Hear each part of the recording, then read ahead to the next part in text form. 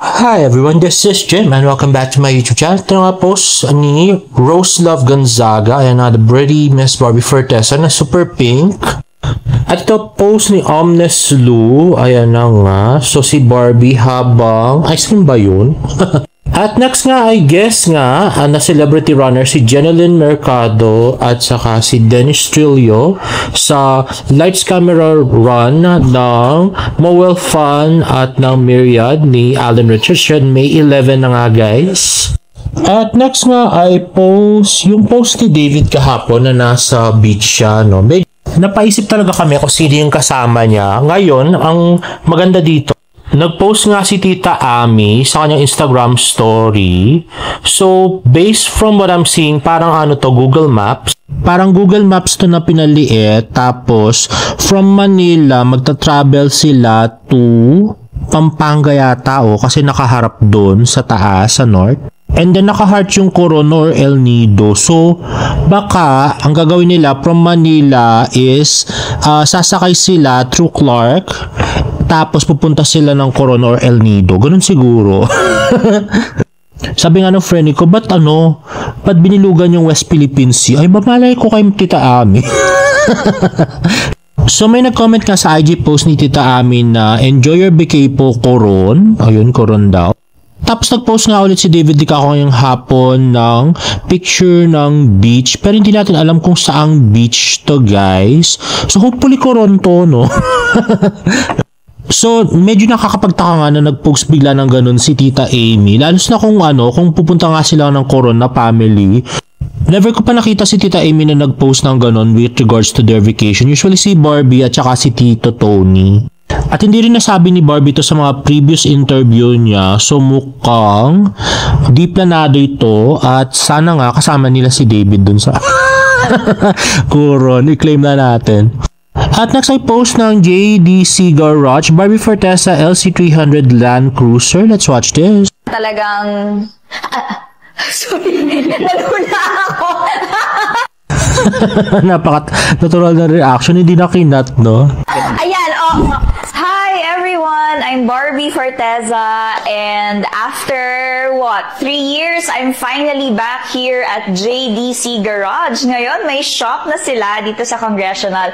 Dati kasi, nung nagpunta ako sa bahay pa nila, pero ngayon, talagang upgraded. Nandito na ako sa shop nila, and so, without further ado, the owner himself, Sir June! Hello po! The owner of JDC Garage. Hello. And also a good friend of my dad. And balita ko po meron po kayong magandang regalo para sa akin.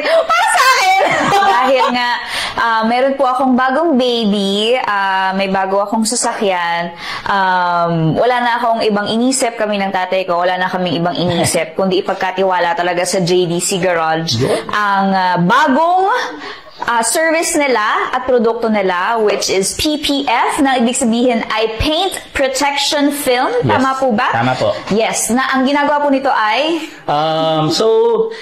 Technically, ang gagawin natin dito is babalutin natin ng film yung LC300. Okay. Para kahit na minor, magasgas, ma-preserve yung original paint. Po yung original paint mo. At saka kung halimbawa, nagasgas siya, pwede natin tanggalin yung film, palitan lang natin siya, pero yung paint mo is magiging original pa rin siya. Love it. Plus, itong ikakabit natin na film is top of the line po ito. Ay, wow. So, with 10 years warranty. So, papakita ko na lang kung ano yung brand na gagamitin natin. In fairness, parang maganda yung film na yun para pagka ilang years, 10 years, bago pa rin yung pintura ng sasakyan, mataas mong mabibenta, di ba? Nice. Then, during pagka ginagawa natin siya. Pero guarantee po to, 29 years in the service na po yung film na gagamitin. Wow, I love it. Hindi siya yung ordinary lang na rebranding. So this is original brand po talaga. Yes. Natin. From the mother company nga po, sabi nyo, no? Yes. Ng mga talagang pioneer na sa kung merong pioneer na PPF sa Philippines, sila po yung behind nun. Wow, ang galing. So first po natin i-install sa inyong sasakyan. Thank you. Kakailanganin ko lang, syempre nagamit ko ng LC300 nyo. I was about to say, medyo may concern lang ako kasi hindi siya yung right out of the casa, diniretso ko dito. Medyo Yes. isang buwan ko siyang nagamit sa trabaho. So, Okay, for in-enjoy mo sure, to eh. oo.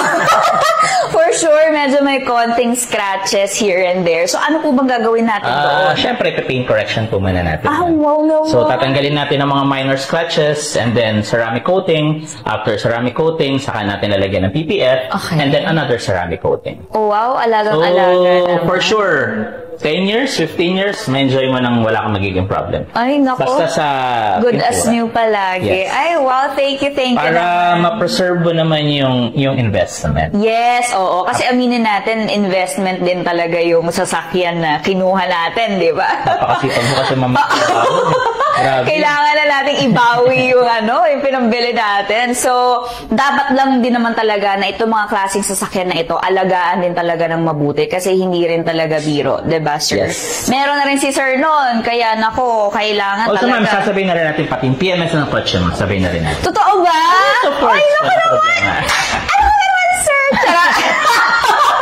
Thank you. Maraming salamat po. Lakas sa akin ni Sir Tom. Oo, tropang-tropa eh. Nako, I cannot wait to see the result of our project.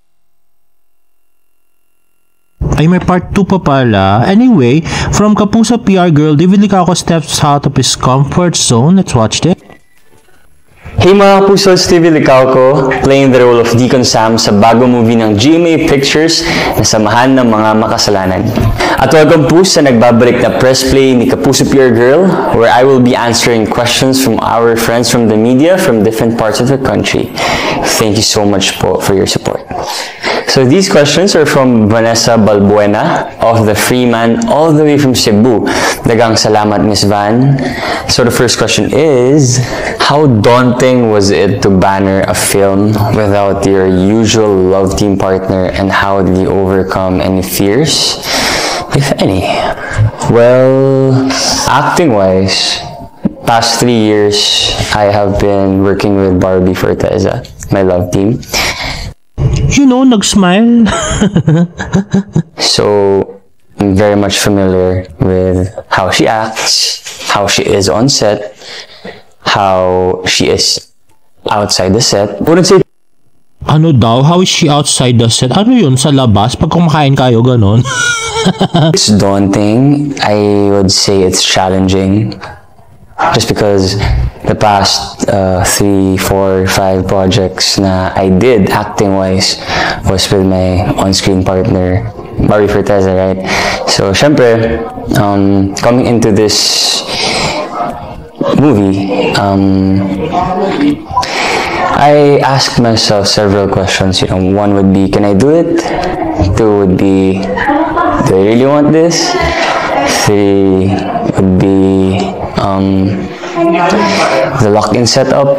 Can I survive being in a lock-in setup, especially with my busy schedule here in Manila? So, yeah, but then, as I read the script, nagustuhan ko siya. I also asked my family to read the script for me, and yeah, they really liked it. So, I read it again. Sabi ko, oh yeah, I think maganda to. And with the director, Eric Benedict, he is such a, how would I describe him? A very meticulous and particular and artistic director, and anybody would want to work with him. Then, syempre, there will be challenges nga, like, again, the question nga na syempre wala si Barbie. Obviously, there are familiarity issues, challenges. Kasi syempre, yung mga trabaho ko sa Samahan ng Mga Makasalanan, hindi ko naman talaga sila close. And I haven't acted with them in a series. So, it was hard, but then I just tried my best to stay in the moment and to focus on our objective, which is to entertain people and provide good product movie. Yeah. At ang next question ni Miss Van ay, how did you prepare for the role of a man of the cloth Did you consult a real-life priest, for instance? Well, I grew up in a very religious environment, specifically in school. When it comes to kung paano yung mga priests, hindi naman siya bago sa akin, and with the help of my director, si Derek Benedict nga, was nothing but really encouraging. So, hindi naman ako nahirapan, and siguro yung challenge lang talaga doon was how do I make it entertaining despite the character. Diba kasi pag priest ka, normally ganyan-ganyan ka lang eh. So how does one actor make it entertaining? So yeah. Thank you po so much, Ms. Van, for those questions. Excited na ako mapanood ninyo ang Samahan ng Mga Makasalanan ngayong April 19 in cinemas nationwide. For more updates, please follow Kapuso PR Girl on Facebook, X, Instagram, YouTube, and TikTok. See you po sa sinehan ngayong April 19.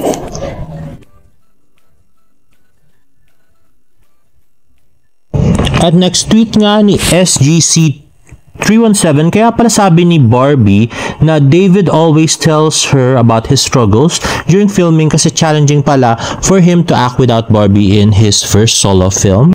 That's why todo support din si Barbie sa kanya sa premiere night. Ang sweet ng dalawang ito. Guys, tignan nyo yung langit. Ang ganda, diba? Kulay blue. Diba? Kita mo yan? Di ka mapupunta dyan. Yung mahilig magmura. Ang cute naman ni Dee dito, di ba? Bagay na bagay. Angelic talaga yung mukha niya. Di ba? Ang cute. Anyway, next is a post by me, Kailers. This has been in my drafts for a while. Kinda missing pulang araw. Anyone else? Let's watch this. Grabe, parang kasal talaga. Ang cute nila. Bagay na bagay. Pero hindi ko masyadong gusto yung hair ni Barbie. Mas maganda ko nakaluwi. Di ba? Pakis sa kamay. Ang puti. Pero mas maganda sana kung nakaharap sila pareho. Ayan na nga. Humarap ng mag-asawa. And lastly, David Licauco again inviting you to watch Samahan ng Makasalanan. Let's watch this. Samahan ng Mga Makasalanan, showing in cinemas this April 19. Santo Cristo ang pangalan. And there you have it, guys. If you like this video, please give it a thumbs up and please subscribe to my YouTube channel for more Barda updates. See you in my next vlog. Bye!